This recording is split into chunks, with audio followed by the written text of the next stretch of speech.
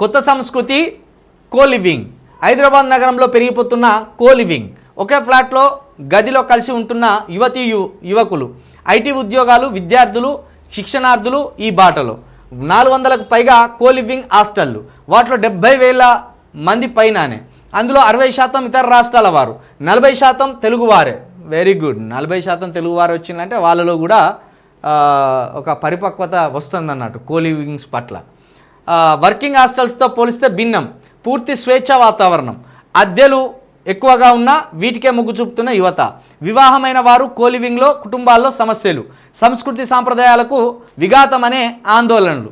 ఏ ఒకరి సంస్కృతి సాంప్రదాయాల చరిత్ర తెలియనోడు, పురాణాలలో ఏ మాత్రం చదవనోడే ఈ సంస్కృతి సాంప్రదాయాలు అనే మాటలు అంటాడు. ఒరి నాయన, ఇప్పటికంటే మన పురాణాల్లోనే ఎక్కువ చెడు ఉన్నది. చదివి పాడేరు ఒకసారి, చదివితే తెలుస్తుంది. కాకపోతే ఈ కల్చర్ మాత్రం డేంజర్ అయినా. ఇది చూడురి, పెళ్ళైన వాళ్ళు పోయి కోలివింగ్ ఉంటారా? ఎవడన్నా భర్త ఉంటుంది, మరి భర్త చేస్తుందా ఇటువంటి, భార్య చేస్తుందా అర్థమవుతలేదు. వీళ్ళు పెళ్ళైన వాళ్ళు జాబ్ పేరు మీద వచ్చి ఇంకొకళ్ళతోటి రూమ్ షేర్ చేసుకుంటారు అన్నమాట.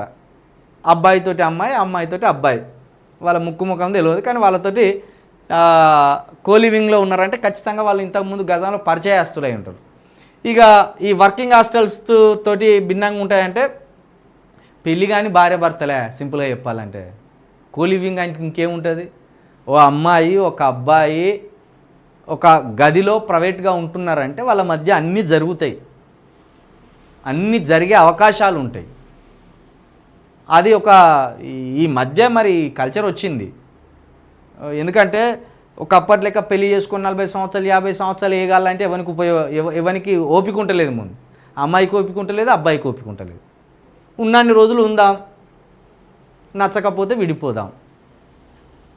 దానికంటే ఇంకా ఫస్ట్ కోలివింగ్, కాంట్రాక్ట్ మ్యారేజెస్లో వచ్చినాయి. తెలుగు రాష్ట్రాల్లో కూడా కాంట్రాక్ట్ మ్యారేజ్లు జరుగుతాయి. పెళ్ళి అయ్యే ముందే 5 సంవత్సరాల వరకు మేము కలిసి ఉంటాం.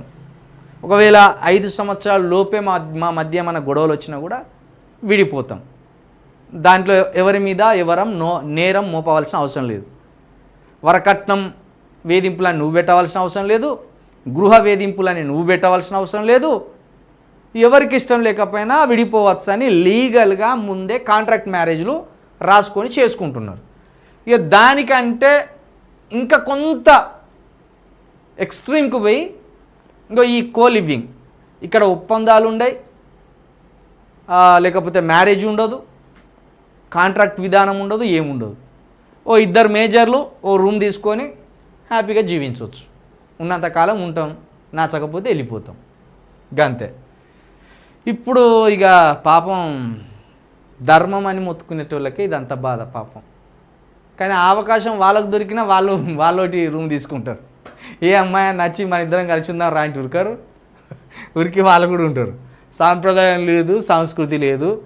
సమాజం మారే కొద్దీ, యుగం మారే కొద్దీ సహజంగా ఇవన్నీ జరిగేటివి. ఆ మహాభారతమో ఆ రామాయణమో చదివితే ఏమన్నా తెలిసిపాడవుతుంది. అవి చదవరు, ఇట్లా రాస్తారు మన సంస్కృతి మన సాంప్రదాయం అంటారు. ఇంకా మన దేశంలోనే కొన్ని రాష్ట్రాలలో అన్న చచ్చిపోతే అన్న పెళ్ళాన్ని తమ్ముడు ఏలుకుంటాడు, తమ్ముడు చచ్చిపోతే తమ్ముడి పెళ్ళాన్ని అన్న ఏలుకుంటాడు. మరి ఇట్లా ఏలుకుంటే వినడానికి ఎట్లున్నది? చిచి అన్న పెళ్ళాన్ని తమ్ముడు ఏలుకుంటాడా అని.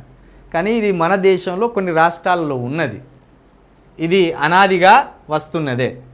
ఇంకా కొన్ని ఉత్తర భారతదేశానికి సంబంధించిన రాష్ట్రాల్లో అయితే పెళ్లి చేసుకుంటాడు, భార్య నాడు ఇడిచిపెడతాడు, వీడు వచ్చిన పని చేస్తాడు.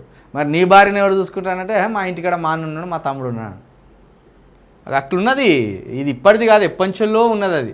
దాన్ని చూసి మనం ఓ అని ఏడవలసిన అవసరం లేదు, గగ్గోలు పెట్టవలసిన అవసరం అంతకంటే లేదు.